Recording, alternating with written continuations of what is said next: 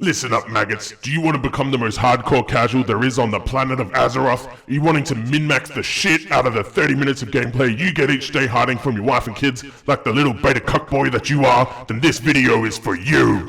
But first, a huge thank you to our sponsors, Raid, Shadow... no one. All the things. It's an add-on. It helps you track all of the things. The first time you load it up, you'll fucking vomit. But it's great. 10 out of 10 would recommend. So, the thing is, most of us just want to track everything for our one main character. No fluff. Click here, click there, click that one, and here, and boom. This setting here is if you want to beat Asmongold in Mount-Offs. This setting is if you wish you were playing Pokemon Go. Depending on how prone you are to Vietnam flashbacks, you can actually untick a whole bunch of categories to only tackle a smaller list first, like just mounts to begin with. Alternatively, you can absolutely tick everything you want to chase and just go zone by zone. So, without any more tomfoolery, let's jump in and actually get our hands dirty to give you guys the knowledge to actually jump in and use ATT yourself. I do actually recommend, even regardless of this video, spend a good 10 minutes, honestly, going through every single little option, just have a quick read to give you the most use out of the add-on. Gives you a lot more knowledge of what you can and can't do, and really will help you hone exactly how you want the add-on to function for you, your preferences, and everything like that.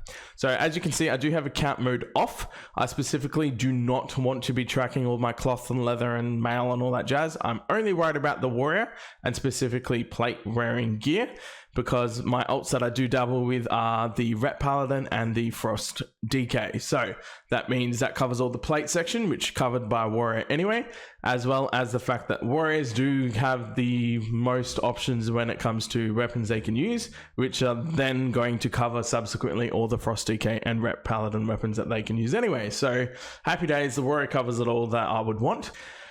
One day, hopefully, Blizzard will make the ability to have a plate warrior get transmog from legacy raids for cloth and other armor types as well. Obviously that's not in the game at the moment. It's super frustrating. Otherwise, I promise you everyone and their dog will have heaps, thousands of hours more content that they would want to do if you could just run it on one character as opposed to having to run the same thing on one of every armor class. But it's the world we live in. Hopefully it will get changed one day. But again, you obviously have the ability to track all the seasonal stuff. I've never really gotten into seasonal stuff that much yet. Eventually it will be something, but for now I have it off because I have a mountain of everything else to tackle first. So with that, now that we've looked at the settings and exactly shaping how we want ATT to serve us in terms of what it tracks, how do we actually interact with the add-on? So the first thing you'll notice is it does take over a lot of tooltips. And I say take over, but you get the idea as I mouse over things.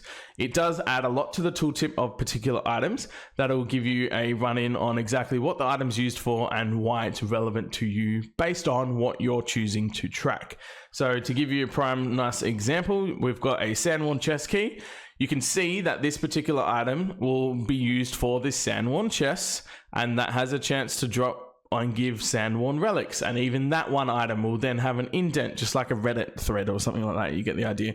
And of those Sandworn relics, they're all used to get all the transmog pieces, which is the antidescent drape, the harmonium helm, the leg plates, the stompers. You get the idea.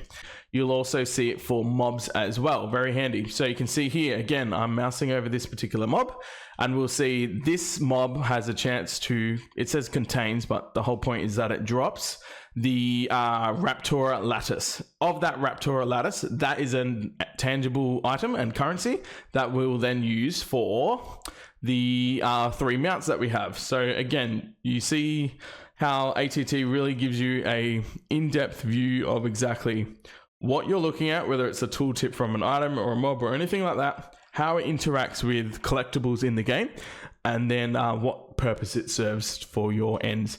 And this will change based on your settings you input. If I took out absolutely everything except mounts, that Sandworn chest key that you saw won't show me anything. However, the mount relevance of the lattices from those mobs that it drops from, yeah, of course, that will keep showing up and play. So it gives you a really powerful tool to really help with whatever collection game you're trying to go for. The second way that it will interact with us is by our actual mini lists and main lists. So first thing we're going to have a look at is our main list. As you can see, it takes a little bit to load up, but this bad boy is completely movable. You can change the size, whatever you want to do.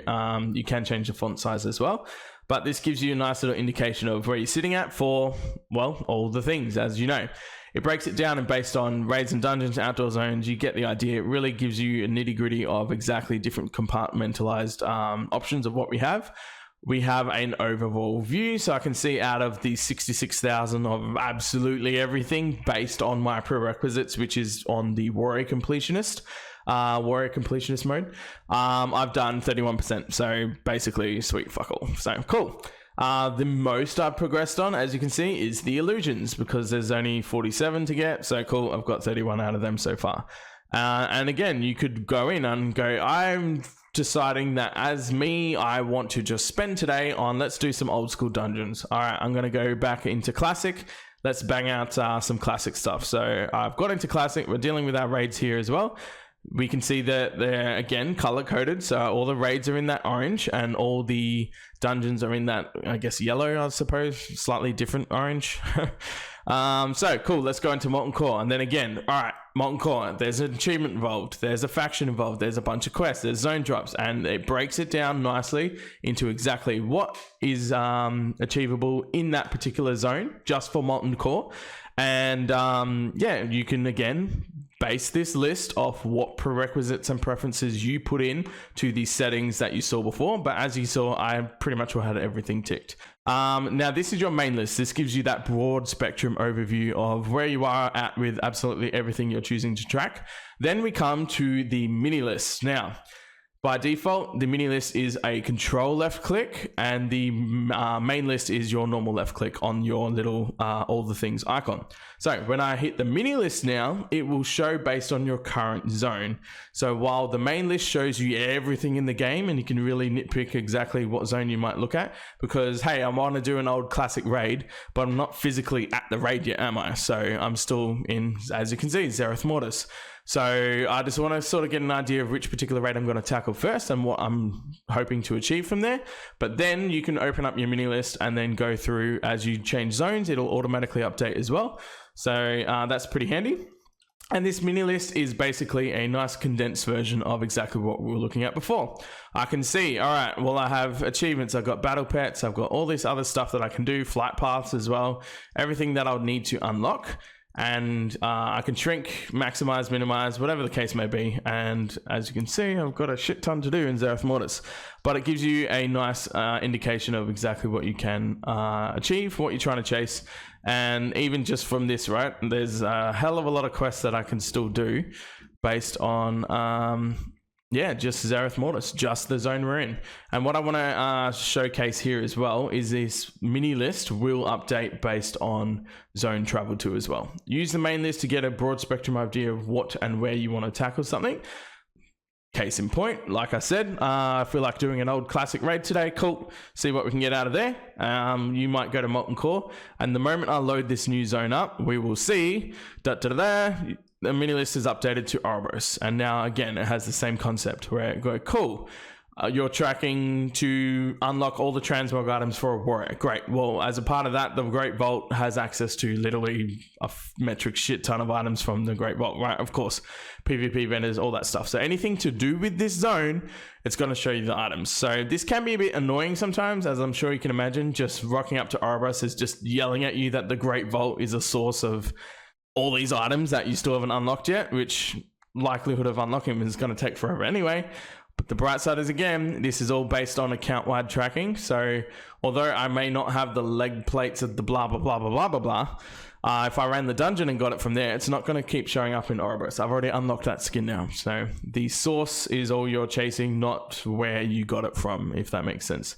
Well, the item is what you're chasing, not the source with which the item was gained.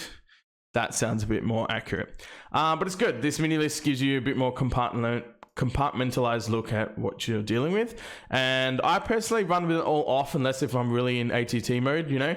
But I know a lot of people that will actually run around with their mini list down in a corner somewhere, right? And they'll just be going about doing their world quests or whatever. And as they change zones or as they do different things, they can go, oh, hey, actually, I've got amount from this rare spawn that I have a chance at getting. Cool. Well, I just saw in chat that they're saying he's up at the moment. Cool. Let's go have a shot at the mount. So again, you really get to tailor exactly how it works for you. And yeah, honestly, that's all you really need. Set your preferences, spend 10 minutes reading. You got your main list, your mini list. You can chop and change how you choose to tackle it.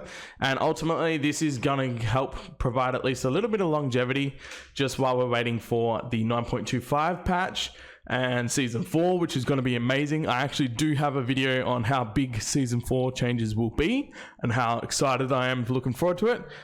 Link will be somewhere on the screen. No, that way, up there somewhere.